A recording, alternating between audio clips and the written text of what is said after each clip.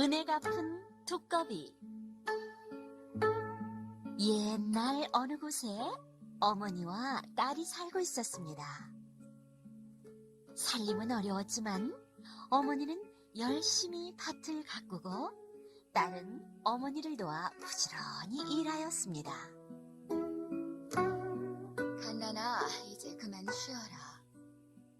어머니가 말해도 갓난이는 하던 일을 다 마치지 않고는 쉬려 하지 않았습니다. 갓난이는 어머니가 고생하는 것이 늘 마음에 걸려 정성껏 모셨습니다. 하루 종일 비가 오는 날이었습니다. 갓난이는 부엌에서 일을 하고 있었습니다. 그때 커다란 두꺼비 한 마리가 슬금슬금 기어들어왔습니다. 두꺼비는 큰 눈을 껌벅이면서 갓난이를 쳐다보았습니다. 거무스름하고 울퉁불퉁한 몸뚱이, 툭 튀어나온 눈, 두꺼비의 생김새는 너무 우스웠습니다. 한참 들여다보고 있느라니까 두꺼비의 눈이 뭔지 정다운 이야기를 하는 것만 같았습니다. 비를 피해서 들어왔나 보구나. 배고프니? 갓난이는 밥을 조금 퍼주었습니다. 두꺼비는 맛있게 먹으며 좀처럼 밖으로 나가려 하지 않았습니다. 그날부터 두꺼비는 갓난이네 부엌에서 살았습니다. 갓난이는 끼니 때마다 자기 밥을 조금씩 덜어서 두꺼비에게 주었습니다.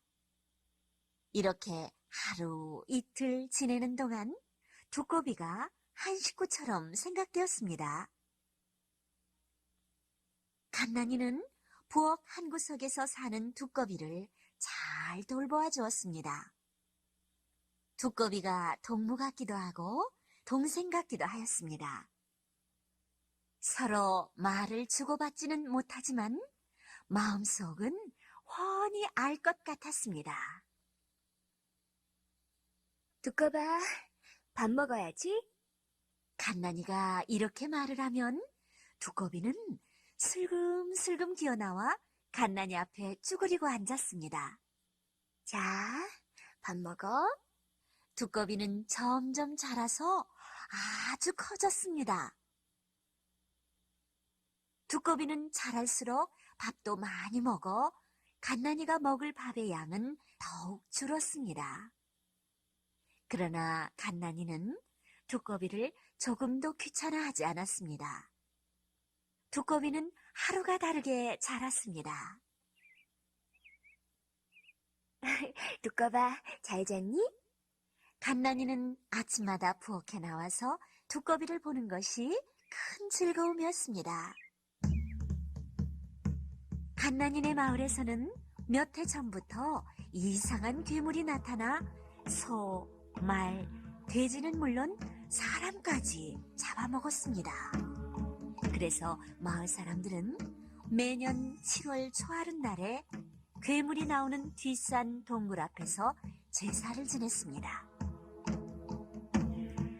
제사를 지내면 그해 1년은 무사하였습니다. 그러나 한 가지 큰 어려움이 있었습니다. 제사를 지낼 때 처녀 한 명을 제물로 바쳐야 하므로 마을 사람들은 돌아가며 처녀를 내놓아야 하였습니다.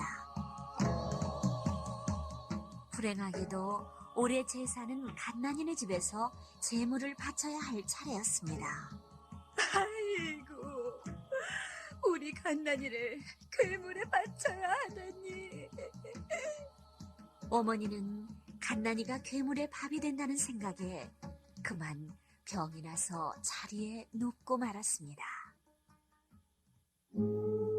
갓난이는 하루하루를 눈물로 보냈습니다.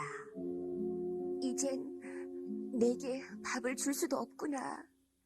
어디 다른 데로 가보려. 갓난이는 두꺼비에게 밥을 주면서 눈물을 흘렸습니다.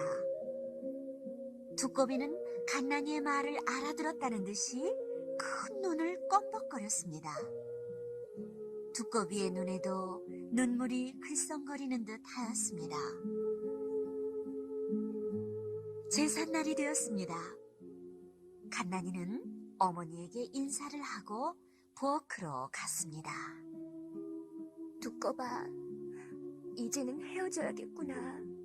내가 없더라도 잘 먹고 잘 크렴. 안녕. 갓난이는 눈물을 흘리며 집을 나섰습니다. 누워있던 어머니도 자리에서 일어나 떠나는 딸의 뒷모습을 바라보며 마냥 울었습니다.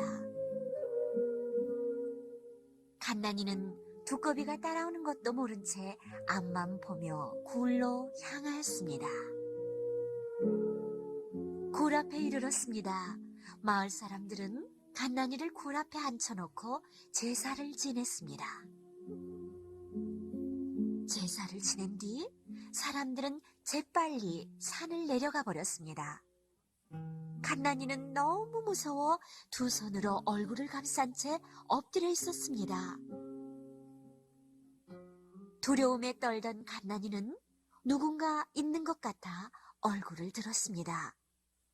바로 앞에 두꺼비가 앉아 있었습니다. 아니, 네가 어떻게 여기까지 왔니? 여기는 네가 올 때가 아니야. 빨리 가! 두꺼비는 갓난이의 말을 알아들었는지 못 알아들었는지 눈만 껌벅거렸습니다. 그때 굴 속에서 찬바람이 휙 불어왔습니다. 곧이어 풀잎 스치는 소리가 나더니 커다란 지네가 기어나왔습니다. 지네는 수염을 흔들며 갓난이에게로 다가왔습니다. 갓난이는 지네를 보자마자 정신을 잃었습니다. 지네는 갓난이를 잡아먹으려고 머리를 쳐들었습니다. 그러자 두꺼비는 지네를 향하여 도간개를 내뿜었습니다. 지네는 흠칫하며 고개를 돌렸습니다. 갓난이를 잡아먹으려다 도간개에 놀란 것입니다. 지네도 두꺼비를 향하여 독을 내뿜었습니다. 둘은 서로 도간개를 뿜으며 싸웠습니다. 두꺼비는 숨이 막히고 몸이 저렸지만 끝까지 버텼습니다. 얼마가 지나자 두꺼비와 지네는 도끼에 견디지 못하고 쓰러졌습니다. 얼마 후에 정신이 든 갓난이는 주위를 둘러보았습니다. 아니, 이럴 수가. 조금 떨어진 곳에 보기에도 끔찍스러운 지네가 몸을 비비 꼰 채로 죽어 있었습니다. 더욱 놀란 것은 갓난이가 늘 귀엽게 길러오던 두꺼비도 죽어 있었습니다. 갓난이는 두꺼비를 가만히 안으며 눈물을 흘렸습니다. 날이 어둑어둑해지자 마을 사람들은 갓난이를 묻어주려고 산 위로 올라갔습니다. 굴 앞에까지 온 사람들은 깜짝 놀랐습니다. 괴물에게 죽었어야 할 갓난이가 두꺼비를 안고 울고 있었습니다. 마을 사람들은 서둘러 갓난이에게 갔습니다. 갓난이는 상처 하나 없었습니다. 갓난아, 도대체 어떻게 된 일이니? 갓난이는 두꺼비가 목숨까지 버려가면서 자신을 살려준 이야기를 하였습니다.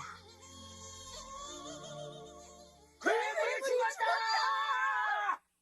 마을 사람들은 뛸 듯이 기뻐하며 갓난이를 업고 집으로 돌아왔습니다.